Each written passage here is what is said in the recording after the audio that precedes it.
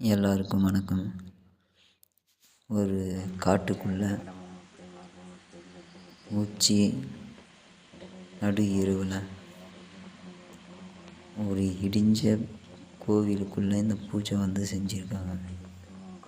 இந்த பூஜை செஞ்சது எதுக்கு, என்ன காரணம் அப்படின்றத பார்க்கணும்.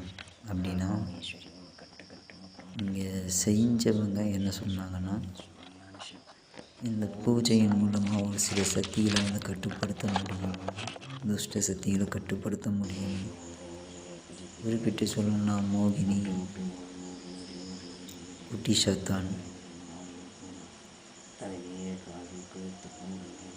வேதாளம், அந்த மாதிரியான தேவதைகளை கட்டுப்படுத்த முடியும் அப்படின்னு இவர் சொன்னார். இவர் சொன்னது நிஜமாக பொய்யா